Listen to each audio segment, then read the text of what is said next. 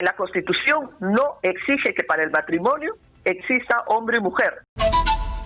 Empezamos con el tema de ayer, lo que se ha suscitado en el Tribunal Constitucional con el caso Ugarteche. Hay en realidad dos partes, ¿no? Los magistrados que dicen que en realidad no se trata de un tema de discriminación, sino que es lo que dice la Constitución y el Código Civil, que habla, el Código Civil principalmente, que habla de matrimonio entre hombre y mujer. Y por eso es que ganó, digámoslo así, esa posición. Pero su posición es contraria. Dice que esto es un acto de discriminación. ¿Por qué? Bueno, primero señalar que hay una posición única y oficial en el Tribunal Constitucional que ha sido asumida por 4 votos que deciden no inscribir un matrimonio celebrado por 2 personas del mismo sexo en el extranjero en la RENIEC. Esa es la posición oficial. Como presidenta he anunciado esa decisión. Sin embargo, he dicho que yo no comparto esa decisión y he votado en una posición minoritaria. La idea fundamental acá es el principio de igualdad, es el principio de que no puede ningún ciudadano peruano puede ser discriminado por razones de sexo, origen, idioma y en este caso de opción sexual. Consideramos los 3 magistrados que sí se genera una discriminación cuando en el propio código, en la propia Constitución, en el artículo 4 de la Constitución, y todo ciudadano puede consultarlo, dice, el Estado promueve el matrimonio y deja a que el legislador, a que los congresistas sean los que hagan la tarea de, en una ley, decir cómo se configura el matrimonio, cómo se va a disolver, y una serie de supuestos en relación al matrimonio. Esa es la tarea del Congreso, de emitir una ley que interprete al matrimonio. ¿Han hecho la tarea? ¿Han hecho la tarea o no? No. El problema es que no se ha hecho la tarea y como hay un vacío, se recurre al Código Civil que habla del matrimonio, y el Código Civil sí dice que es la unión de hombre y una mujer.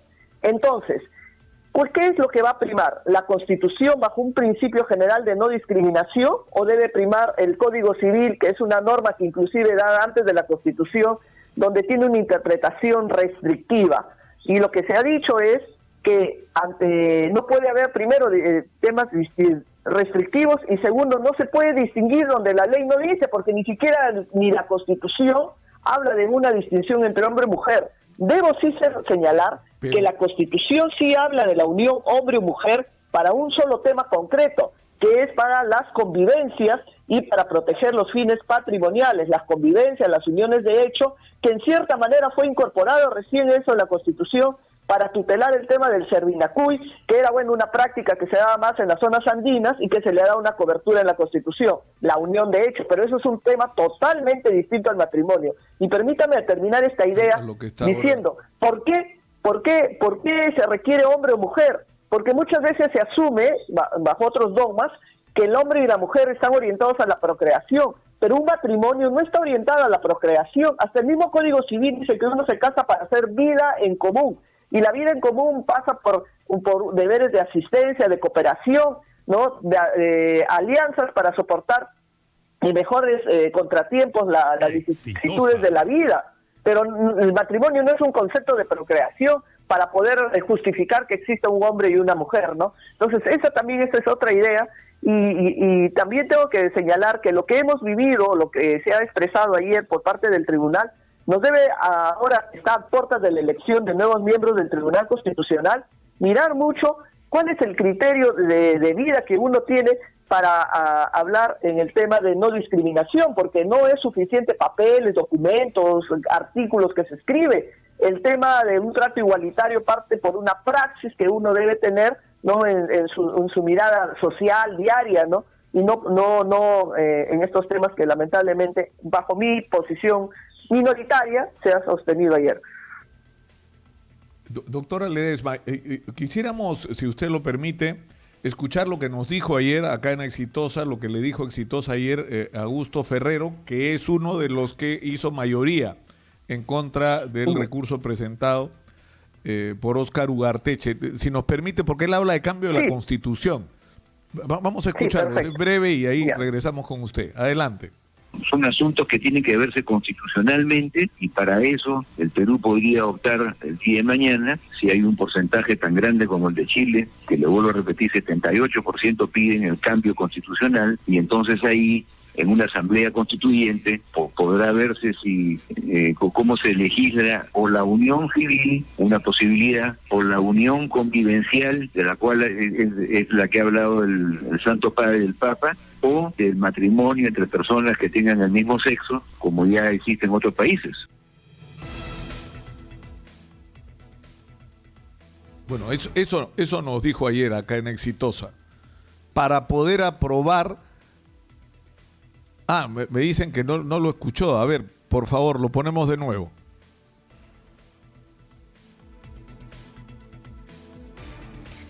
Hemos tenido un problema en la comunicación, pero varias cosas, Nicolás, ¿no? Porque se está hablando de una asamblea constituyente y el magistrado Ferrero dice claramente si es que la población lo quiere. Es decir, ya hemos tenido un referéndum y eso no se tocó para nada, no se tocó el tema de la unión civil. Entonces, ¿la población lo quiere en realidad o es un grupo pequeño? ¿Cuál será el sentir en realidad? ¿Esto necesita un referéndum?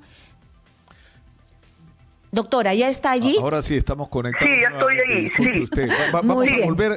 Vamos a volver a poner lo que dijo ayer Augusto Ferrero. Yo lo he escuchado. Adelante, yo ayer también lo escuchó. Sí, lo escuchó. Lo escuchó, muy bien. Sí. Entonces, ¿cuál es su opinión? Él dice que hay que hacer una asamblea constituyente, ¿no? Bueno, primero que no requiere una reforma constitucional. El Estado promueve el matrimonio y deja a la labor del legislador que dé el contenido a cómo se va a llevar a cabo ese matrimonio. Es tarea de los congresistas. El nuevo Congreso que llega, esa es su tarea. De una vez finiquitar qué se va a entender por matrimonio, si es unión de hombre o mujer, si es unión de dos personas del mismo sexo, si todas las características que se quiere decir matrimonio. Eso es un mandato pendiente, ¿no? Es un tema que debe hacer el Congreso. Segunda idea, ahí estamos ante una situación de normas defectuosas, porque el Código Civil solamente es, ni siquiera diría defectuosas, de una omisión legislativa, mejor dicho. Segunda idea es que cuando hay omisión legislativa o cuando hay leyes defectuosas, es la labor de los jueces que interpretan a la luz de otros principios.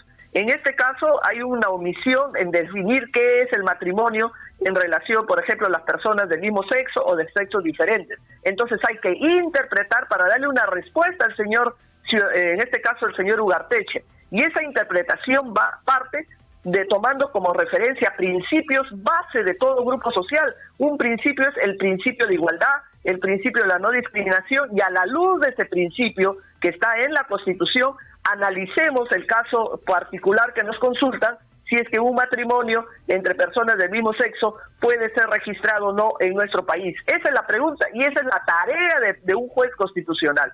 No, por eso es de que a la pregunta que estuve acá... Sí. ¿Me escuchó? Sí. ¿Qué es lo que han dicho?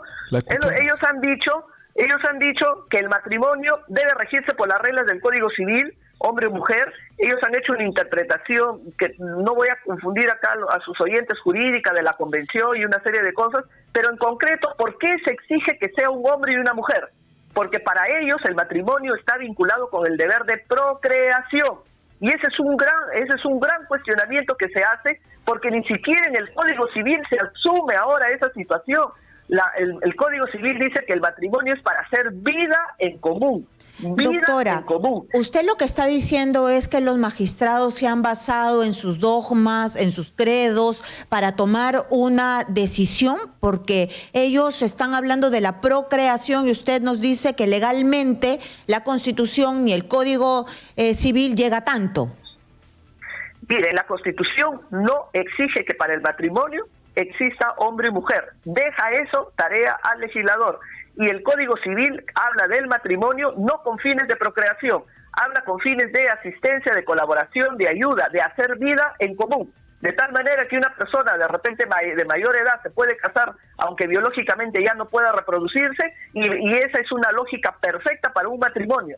Lamentablemente, tradicionalmente se asumía que el matrimonio era un ejemplo para procrear, que los hijos solamente se reconocían en la medida que sean hijos sanguíneos. Hoy yo me puedo casar y reconocer de repente una persona como hijo a pesar de que no tenga un vínculo consanguíneo. Pero no conmigo. me ha contestado, discúlpeme.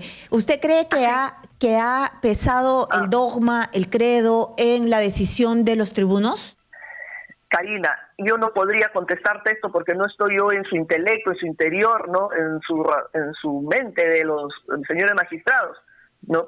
Para que hay que leer sus argumentos. El 12 de noviembre se está publicando la sentencia y el juez hablará expresando sus argumentos por qué toma esa decisión. Doctora Ledesma, para la gente que no tiene la información completa es importante recordar que esto se origina porque el señor Óscar Ugarteche contrae matrimonio con una persona de su mismo sexo en México. Y cuando viene al Perú y solicita su DNI, o sea, llenar sus datos en el DNI y preguntan estado civil, él dice casado y tiene un documento que acredita que está casado en México. El problema es que está casado con una persona del mismo sexo y ahí es donde se genera la dificultad. Exacto. Según usted, lo que debió hacer RENIEC, el registro, es simplemente reportar esa información, estado civil, casado. Efectivamente, la RENIEC debió aplicar el principio general que existe en el derecho y que está reconocido en la Constitución, que nadie debe ser discriminado por motivo de condición sexual, ¿no? Y por lo tanto debió haberse inscrito, más aún que no hay una prohibición en nuestra norma.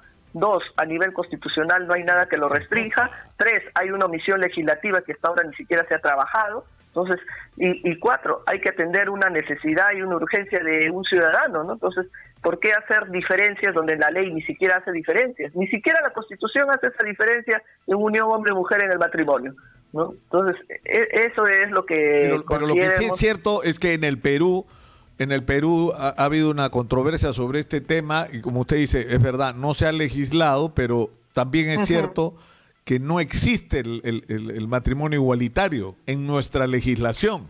Lo que usted dice es, claro, es cierto que no existe, pero también es cierto que la Constitución no niega ese derecho. Claro, y por eso es que los jueces tienen la gran tarea de desarrollar a través de las interpretaciones jurídicas, sobre todo tomando como gran referente a la Constitución frente a los vacíos legales o frente a las deficiencias. Ese es el trabajo del juez. En tanto el legislador saca la norma o perfecciona la norma, el juez tiene que darle una respuesta al ciudadano. Yo no puedo decirle como juez, bueno, como no está en la ley no te doy ninguna respuesta, te tengo que dar una respuesta, sea para acoger tu pedido o no. Y la respuesta la tengo que trabajar a la luz de los principios básicos de la Constitución. Y es un principio básico que está reconocido en la Constitución, que nadie debe ser discriminado por razón de opción sexual. Y acá se ve pues una discriminación si es que yo solamente inscribo a los matrimonios heterosexuales y a los que no son heterosexuales, a esos no los inscribo. Entonces, doctora, de eso se trata. Doctora, pero sin embargo, su colega, compañero en el Tribunal Constitucional, Augusto Ferrero, piensa totalmente distinto, ¿no? Ya hemos puesto las declaraciones, pero yo quiero remarcar algo. Él lo que dice es que no, el matrimonio, la unión civil no está aceptada, pues, en nuestra legislación. Y además ha hablado, y quiero volver a esta pregunta, ha hablado de un referéndum, de una asamblea constituyente, ha puesto de ejemplo Chile, ¿no? Y que si es algo mayoritario, las personas, la mayoría del Perú quiere esto, entonces se debería plasmar en un referéndum. En realidad nosotros ya hemos tenido un referéndum hace poco y yo comentaba cuando nos cortaron la comunicación, cuando hubo un problema de comunicación con usted, de que si es tan importante, ya me estoy poniendo de abogada del diablo, si es tan importante, ¿por qué no estuvo como un punto central también allí? Bueno, primero partamos por la discusión si es que reconocer a un matrimonio del mismo sexo en nuestro país implica una reforma constitucional. yo con todo el respeto, aprecio que tengo al magistrado Ferrero, yo diciendo, acá no vamos a ninguna reforma constitucional, lo único que hay que exigir es que el legislador no emita una ley y considere si es legal en nuestro país fomentar el tema de la unión entre dos personas del mismo sexo o el matrimonio tiene que ser siempre hombre o mujer. Esa es la discusión que se tiene que dar en el Congreso. Ese es el camino que hay, no acá no hay nada de reformas constitucionales. Chile pues es una experiencia y además todo el movimiento chileno no se ha dado por el tema de las uniones homoafectivas. Chile se ha dado por otro tipo de razones, de temas de brechas sociales, económicas, a raíz de un trato de educación universitaria. No podemos mezclar pues una experiencia dada en un contexto distinto y por un reclamo diferente a una situación de una tarea pendiente por el legislador. Y digo que pendiente porque en el Congreso hay varios proyectos de ley que han presentado diversos congresistas del Congreso anterior, que más bien sería bueno que se impulse, se debata y se defina. Esa es la tarea del Congreso. Y hacia ahí hay que más bien impulsar y exigir que el Congreso tome una posición al respecto, ¿no? Porque usted, me imagino que ha escuchado el argumento, doctora Ledesma, que resolver en el sentido que usted plantea hubiera significado en la práctica la legitimación del matrimonio igualitario en el Perú. Es decir, que si el Tribunal Constitucional dice que RENIEC debe reconocer el matrimonio entre dos personas del mismo sexo como válido, es una manera indirecta, o yo no sé qué tan indirecta, de legitimar la unión matrimonial entre dos personas del mismo sexo. Bueno, primero tenemos que como jueces atender un pedido de un ciudadano y lo que la decisión que hubiera tomado el tribunal solamente le afecta a ese ciudadano, al señor Ugarteche, que se ordenaba su inscripción. Está pendiente la tarea del Congreso, o estaría pendiente la tarea del Congreso, para que emita una ley que de repente corrobore lo que le hubiéramos dicho al ciudadano Ugarteche o que modifique lo que el tribunal hubiera dicho. Pero lo que no puede hacer el tribunal y los jueces y los estudiantes de derecho es dejar de administrar justicia por vacíos o deficiencias de la norma. Yo, ante la omisión legislativa, saco una interpretación, o ante la deficiencia saco una interpretación apartando la Constitución de un lado y leyendo el matrimonio bajo reglas infraconstitucionales como es el Código Civil, ¿no? Entonces habría que dar una respuesta y esa respuesta le vinculaba estrictamente al señor Ugarteche, que de ahí podría haber tenido efectos reflejos, sí, académicos y que hubiera motivado a que de repente de una vez el Congreso se ponga las pilas y saque la ley. Eso hubiera sido de repente un efecto proactivo, ¿no? Muy bien, entonces queda clara esta parte de su posición y todo lo que ha pasado ayer en el Tribunal Constitucional, pero a mí permítame también cambiar de tema porque hay una demanda de competencia. Yo sé que todavía hace un par de semanas entrevistamos aquí en Exitosa, en Hablemos Claro, a Eloy Espinosa y no se había presentado todavía el Congreso ante el Tribunal Constitucional. ¿Cómo va esto? ¿Por qué no camina? ¿Por qué ya no está ya como norma o como sentencia o como opinión, porque se viene ya una segunda vacancia, ¿no? Y sería muy importante tenerlo. Claro, el proceso de inconstitucionalidad es un proceso con reglas. El Congreso tiene 30 días para contestar, vence su plazo el 11 de noviembre. Esperaremos que luego de ese plazo escuchemos a los abogados y se resuelve. En el mejor de los casos estaríamos resolviendo fin del mes de noviembre o la primera semana de diciembre, ¿no? Pero hay que considerar los plazos y esperar que el Congreso conteste como plazo máximo hasta el 11 de noviembre. ¿Pero qué significa exactamente? Es decir, ¿qué es lo que tiene que decidir el Tribunal Constitucional? Porque hay algunos, desde la postura del gobierno, que da la impresión de que lo que esperan es que ustedes procesen una modificación de la Constitución, en el sentido de que el Congreso no puede plantear la vacancia por incapacidad moral. En resumen, eso es lo que, porque es tan, digamos, etéreo o subjetivo el término que en realidad lo que ellos esperan es que ustedes digan algo así. Lo que pasa es que en la Constitución fija una regla para la vacancia, que es el tema de la permanente incapacidad moral. ¿Qué es la permanente incapacidad moral? Eso lo tiene que interpretar y darle un contenido, qué se entiende por esta causal, ¿no? Y eso es la tarea que tendrá que hacer el tribunal, darle una interpretación a esta causal. Pero ¿eso lo tiene que hacer el tribunal o el Congreso? Sí, el tribunal, porque se supone que quien debe evaluar, o sea, por ejemplo, en un contexto en que tienes un presidente que tiene 3 y tal vez más adelante más procesos abiertos, donde él es un investigado principal, donde se sospecha que está involucrado en la comisión de delitos y en obstrucción a la justicia, según la Constitución, no puede acusarlo. Sin embargo, el Congreso sí puede considerar que por todos estos hechos ha perdido su capacidad moral para gobernar. Lo que pasa es que ¿qué podría resolver el Tribunal Constitucional? Mire, es lo que no queda claro. Lo que pasa es que la Constitución es un conjunto de reglas generales, y las reglas generales tienen que adecuarse a supuestos concretos, como en este caso creo que es el caso del señor Swing, o me parece por ahí iba el cuestionamiento. Entonces sí. El tribunal tiene que dar una interpretación a esta causal, si es que la incapacidad, y yo la verdad quisiera lo menos posible hablar sobre ese tema, primero porque soy ponente del tema, y segundo porque no quisiera luego que me estén cuestionando que fue adelantó opinión, ¿no? Pero lo que sí le digo en general es que esta es una causal muy genérica, diríamos bastante indeterminada, ¿no? Que es una permanente incapacidad moral, y el tribunal va a tener que darle un contenido en la interpretación en el caso concreto, ¿no? Para entonces, que eso pueda de repente ser como un referente para doctora, otros casos. Entonces usted tampoco va a querer hablarnos sobre esta segunda moción de pedido de vacancia en el Congreso de la República, a pesar que hay muchos más elementos ahora que apuntan al presidente de la República. Sí, yo prefiero que me excuse, primero porque soy la ponente de esta causa, de la causa del proceso de vacancia a través del proceso competencial que se está analizando en el tribunal.